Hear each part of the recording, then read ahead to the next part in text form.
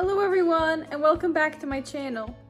Today we'll be taking a look at the history of a highly endangered Hellenic language spoken by Jews around the Mediterranean and Balkan regions. And this language is Judeo-Greek, otherwise known as Yevanic, Romaniote, and Yevanikos in Greek. The word Yevanic is derived from the Hebrew word for Greece, Yavan. This language has a long and fascinating history going back hundreds of years. It began with Romaniote Jews living under Hellenic rule. Romaniote Judaism is a branch of Judaism distinct from Sephardim, which is native to the Eastern Mediterranean region. They have been living in Greece since about 516 BCE to 70 CE and are the oldest Jewish community in Europe. And while they were speaking the Greek language among other citizens, a new dialect began to form. They integrated words from Hebrew, Arabic, Aramaic, and Turkish into the language they were speaking and created a writing system for this, using the Hebrew alphabet, and hence Yevanic was born. The use of Yevanic continued through the rule of the Byzantine Empire. There have been some writings discovered from this era, most of which are glosses to religious texts, such as the Mishnah. Although other written texts have been found too, such as documents and instructions to the Passover Seder night. On the contrary, the rule of the Ottoman Empire was a wonderful era for Yevanic scripts. From this period, we have lengthy texts which include biblical translations of whole books, poetry, and more. In fact, some of these texts have been passed down orally from generation to generation up until the Second World War. The longest text we have from this time is the Constantinople Pentateuch, written in 1547, which is the translation of the entirety of the 5 books which make up the Torah. Here's a sample text of this translation with transliteration.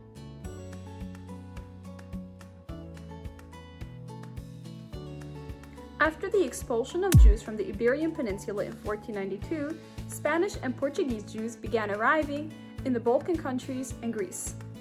This changed the Yevanic language because the Sephardim, Spanish descent Jews, influenced the culture and traditions of many of the Romaniote communities, therefore changing the language which was associated with it. This also caused a drop in the number of Yevanic speakers, since many of them intermarried with Sephardic Jews and began using Ladino, Judeo-Spanish, instead. In 1830, Greece was established as its own independent nation, therefore spreading literacy of the Greek alphabet. In result, Yevanic began being written using the Greek alphabet instead of the Hebrew one, which it had been using up until this point. Most of the Romaniote Jews were wiped out during the Holocaust, leaving a fickle 149 Yevanic speakers out of the tens of thousands of Yevanic speakers there were in the 1930s. The survivors mostly moved away to Israel and the United States, and their descendants mostly speak the language of their own country, since Judeo-Greek hadn't been passed down actively. As of 2023, there were about 80 Yevanic speakers, situated only in Greece. The language is now very similar to modern Greek, and is mutually comprehensible with it, since much of the Hebrew-based vocabulary has fallen away.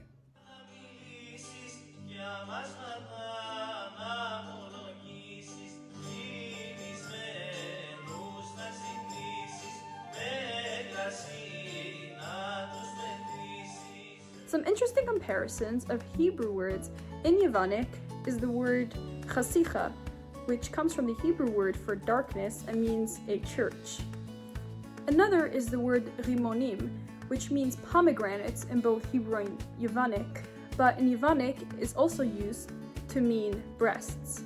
Likewise, some Hebrew and Aramaic-based words from Yevanic have assimilated into colloquial Greek, especially in Ina, where the Yevanic-speaking community was mostly based. Examples of this are the words ganav, thief, emet, truth, and pasal, fool. That's it for today!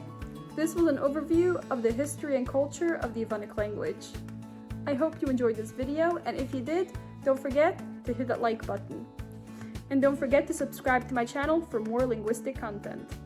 Tak voor die dag, lihitraot, tschüss, and auf Wiedersehen!